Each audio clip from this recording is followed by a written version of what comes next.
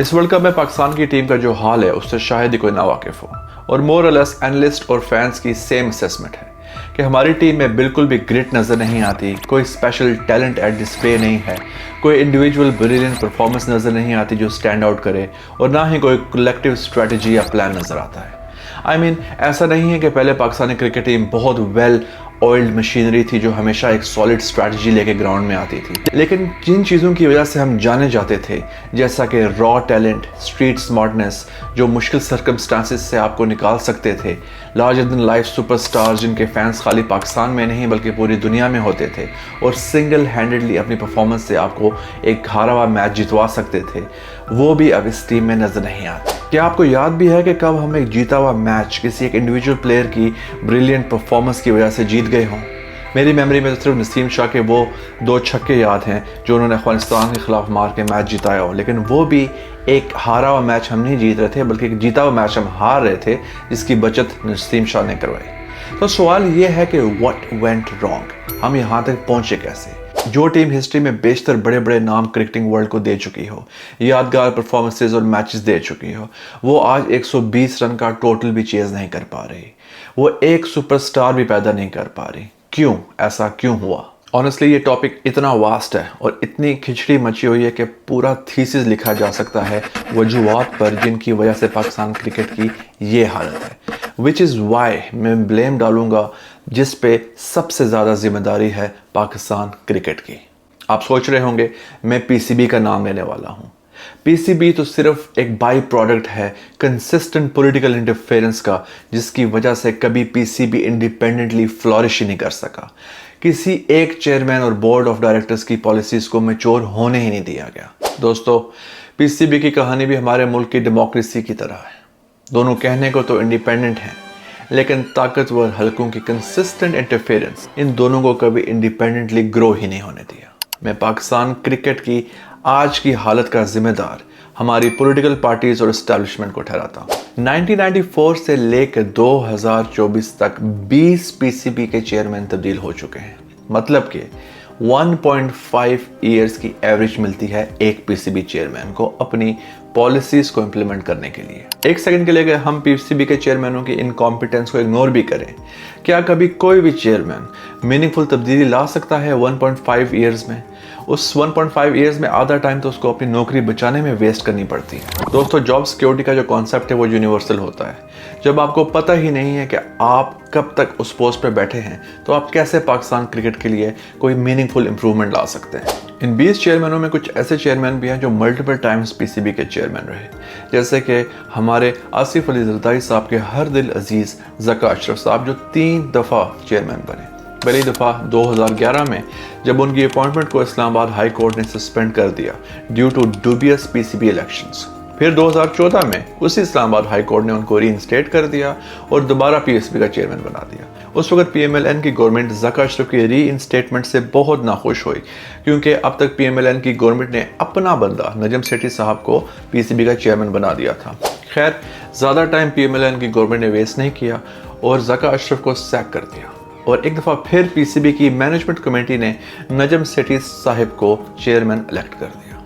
अब ये कमेटीज़ और बोर्ड्स ऑफ गवर्नर्स कहने को तो इंडिपेंडेंट हैं, लेकिन हुकूमत वक्त के इन्फ्लुएंस के आगे ये कभी खड़ी नहीं हो सकती। इसके बाद ज़का अशरफ साहब एक दफ़ा फिर जरदारी साहब की परसिस्टेंट प्रेशर की वजह से जुलाई 2023 यानी कि पिछले साल पीसीबी के चेयरमैन इलेक्ट हो गए।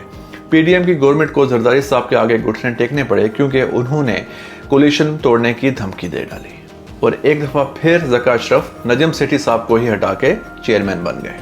और नजम सेठी को लगाने वाली एक दफ़ा फिर पीएमएलएन लेड पीडीएम गवर्नमेंट थी, जिन्होंने नजम सेठी को रमीज़ राजा को हटा के लगाया था। रमीज़ राजा वही जो इमरान खान साहब के आखिरी पीसीबी चेयरमैन थे। अब इमरान खान साहब के जाने के 8 महीने बाद तक रमीज़ राजा साहब अपनी पोस्ट पर रहे। इस वजह से नहीं कि पीडीएम गवर्नमेंट को पीसीबी में कंटिन्यूटी अच्छी लगती थी, बल्कि इस वजह से क्योंकि उस टाइम के जो chief of army staff Qamar Javed Bajwa साहब थे, उनको रमीज़ राजा साहब अच्छे लगते थे और उन्होंने कहा था कि इनको ना हटाया जाए।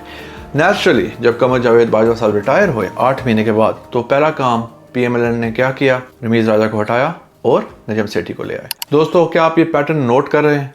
हर पार्टी को अपना फेवरेट बंदा चाहिए इस जॉब पे। No one cares about continuity और strengthening PCB as an independent unit. सिर्फ लास्ट 11 साल में 10 पीसीबी चेयरमैन बदले जा चुके हैं। अगर आपने कॉर्पोरेट सेक्टर में काम किया है, आपकी कंपनी का सीईओ साल 1.5 साल से ज़्यादा रुके ही ना, तो वो अपना क्या इम्पैक्ट छोड़ के जा सकता है उस कंपनी पे? वो उस कंपनी को कोई एडवांटेज दे सकता है? क्या वो उसमें कोई मीनिंगफुल चेंज ला सकता है? बिल्कुल भी नहीं। और याद रखेंगे, ये इंटरफेरेंस सिर्फ टॉप लेवल पे नहीं होती, ये बोर्ड ऑफ गवर्नर्स की सिलेक्शंस में भी होती है, ये कमेटी मेंबर्स की सिलेक्शन में भी होती है, ये रीजनल और नेशनल लेवल कोचेस की सिलेक्शन में भी होती है, and so on and so fourth.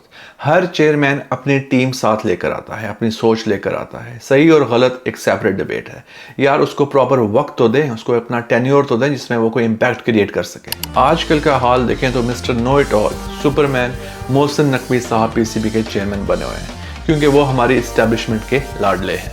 वो पीसीबी चेयरमैन भी हैं, इंटीरियर मिनिस्टर भी हैं, मिनिस्टर ऑफ नारकोटिक्स कंट्रोल भी हैं, इससे पहले केयर टेकर गवर्नमेंट का भी हिस्सा थे। जिस बंदे की प्लेट पर इतना कुछ हो, वो क्रिकेट को कितनी तवज्जो दे सकता है? ये तो सीरियसनेस का लेवल है हमारे मुल्क के बड़ों का पाकिस्तान क्रिकेट को लेकर। कहने को तो पीसीबी एक इंडिपेंडेंट बॉडी है जिसके बोर्ड ऑफ गवर्नर्स या कमेटी मेंबर्स इलेक्ट करते हैं पीसीबी चेयरमैन को, और board of governors different regions, service organisations, independent members और एक्स ऑफिशियो मेंबर्स से मिलकर बनते हैं। देखने में यही लगता है कि ये इंडिपेंडेंटली इलेक्टेड और सिलेक्टेड लोग हैं, लेकिन ऐसा बिल्कुल भी नहीं है। पूरा पीसीबी का सिस्टम इंश्योर करता है कि पीसीबी चेयरमैन वही अपॉइंट हो जो हुकूमत वक्त चाहती है।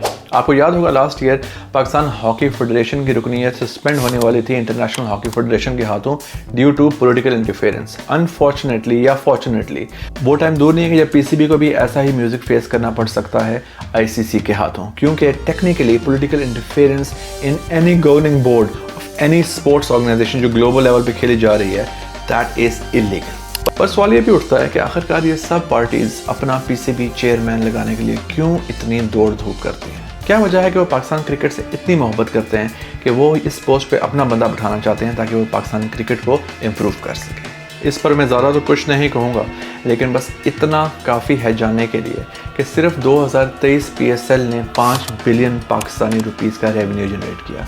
इसमें से पीसीबी सिर्फ 5% ही रखता है और बाकी फ्रेंचाइजीज की तरफ चला जाता है, लेकिन 5 बिलियन का 5% बहुत बड़ी रकम है। और ये बात भी आप जहन में रखेंगे, ये केक का एक ही स्लाइस है, बाकी आप लोग समझदार हैं। मेरा आर्गुमेंट ये है कि हम पूरा दिन प्लेयर्स को ब्लेम करते रहते हैं, कोचेस को ब्लेम करते रहते हैं, सिलेक्शन कमेटी को, पीसीबी चेयरमैन को ब्लेम करते रहते हैं। श्योर, करना भी चाहिए, लेकिन दोस्तों मसला यहाँ सबसे ज़्यादा कंटिन्यूटी और इंडिपेंडेंस का है। सिर्फ पीसीबी ही नहीं, हमारे मुल्क का हर इदारा इसी तरह इंटरफेरेंस और टग ऑफ वॉर की वजह से कभी इंडिपेंडेंटली ग्रो कर ही नहीं सका। आप अगर देखें PIA, steel mill, Pakistani railways जैसे सारे इदारे वेंटिलेटर पर इस वक्त अपनी आखिरी सांसें ले रहे हैं। सिस्टम ने कभी इनको चलने ही नहीं दिया। जब तक पीसीबी हकीकी मानों में एक इंडिपेंडेंट इदारा नहीं बनेगा, जहाँ पे कोई प्राइम मिनिस्टर, कोई जनरल, कोई जज इंटरफेयर ना कर सके और एक ऑनेस्ट इलेक्शन के थ्रू रीजनल और सेंट्रल लेवल पर मेंबर्स इलेक्ट होकर आएँ और वही आगे पीसीबी के चेयरमैन को इलेक्ट करें, तब तक पाकिस्तानी क्रिकेट टीम के डाउनफॉल को कोई नहीं रोक सकता। जो चेंजेस हम ग्राउंड पे प्लेयर्स के थ्रू देखना चाहते हैं, उनका आगाज़ पीसीबी के स्ट्रक्चर से ही होता है। अगर वो स्ट्रक्चर अपनी ईमानदारी से काम करेगा, उस स्ट्रक्चर पे डिजर्विंग लोग बैठे होंगे जो मेक श्योर करेंगे कि बेस्ट टैलेंट को एक्सट्रैक्ट करके ग्राउंड तक लाया जाए, वो तभी हो सकता है कि जब इस बोर्ड के अंदर पॉलिटिकल अपॉइंटीज ना आए बल्कि डिजर्विंग लोग आए। I don't care world cup में अगले मैचों में क्या होता है, क्या रिजल्ट आता है, पाकिस्तान अगले राउंड में जाता है, नहीं जाता, अभी बाहर हो जाता है। ऑल आई नो इज़ कि something needs to be done. और ऐसा नहीं कि आप बस कोचेस को चेंज कर लें, 5-6 प्लेयर्स को चेंज कर लें। आई मीन श्योर, अगर आपको लगता है कि उससे बेहतरी आ सकती है तो शायद करके देख लें, कुछ अर्से के लिए आ जाएगी।